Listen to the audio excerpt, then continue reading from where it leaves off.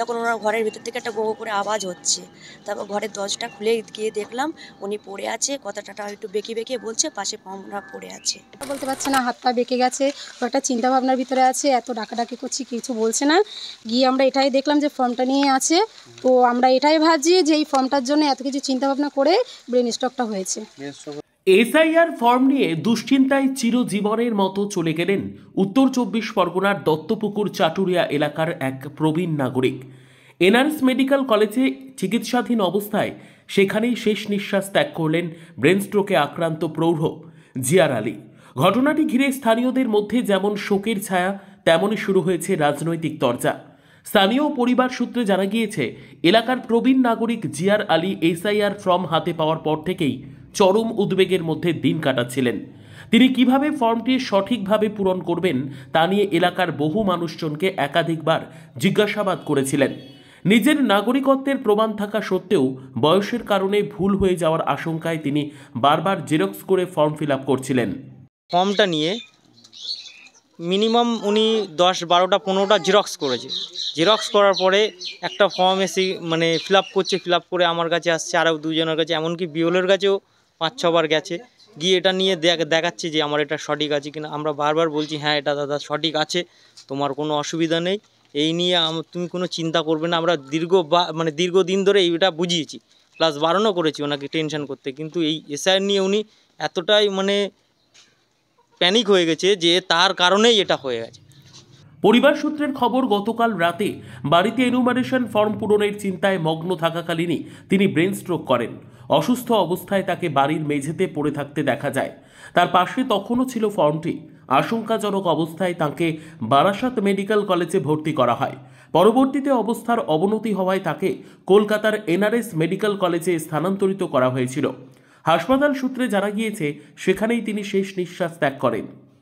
ঠিক হয়েছিল, উনি ওই মুহূর্তে যেই ফর্মটা দিয়েছে, কি করব না করব, ৫ জনকে দেখাচ্ছিল যে এটা ঠিক আছে, এটা তুমি এতটা নিয়ে টেনশন করো না। উনি ভাবছে না, দেখিয়েও মনে ভাবছে যে না ভুল হয়েছে কিছু, সেটা নিয়ে কাটাকুটি করছে, আবার একটা নতুন করে ফিল আপ করছে। করার পরেও উনি তাও ভাবছে কি করছি না করছি, দেখিয়েও কোনো নিশ্চিন্ত হতে পারছে না। তারপর থেকে আবার ওইটা নিয়ে ঘরে যখন উনি ফের এরকম করছিল, আমি যখন ভাত দিয়ে আসছি ঘরে, তাও বললাম আব্বা ভাতটা খেয়ে নাও। উনি বলছে থাক বৌমা ঢেকে রাখো, আমি পরে খাচ্ছি। তারপরে আমি ঘরের দিকে চলে আসলাম, ঘরে এসে গুছিয়ে গেছি। এবার বাইরের দিকে যখন গিয়েছি, তখন ওনার ঘরের ভিতর থেকে একটা গো করে আওয়াজ হচ্ছে। তারপর ঘরের দরজাটা খুলে গিয়ে দেখলাম উনি পড়ে আছে, কথাটা একটু বেঁকে বেঁকে বলছে, পাশে ফর্মটা পড়ে আছে। পরিবারের সদস্যরা জানিয়েছেন, তাঁদের নাগরিকত্ব নিয়ে কোনো চিন্তা ছিল না। তারা বংশ পরম্পরায় এই এলাকায় রয়েছেন।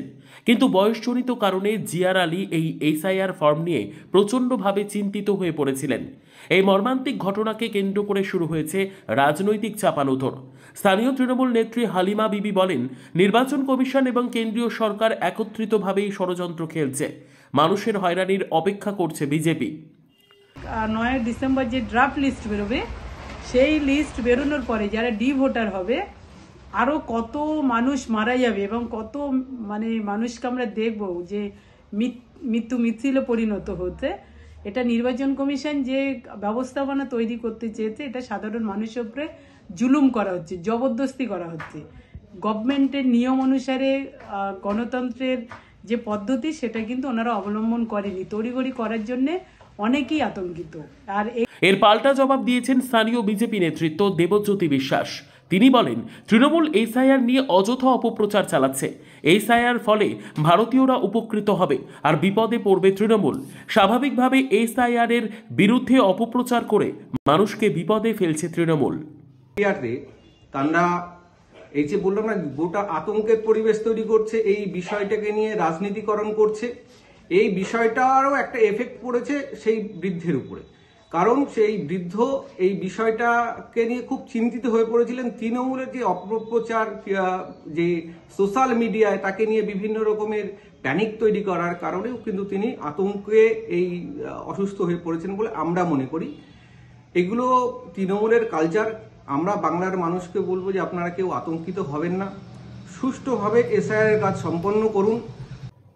অনেকেই ফর্ম পূরণের প্রক্রিয়া নিয়ে তৈরি হওয়া অহেতুক আতঙ্কেই এই মৃত্যুর জন্য দায়ী করছেন।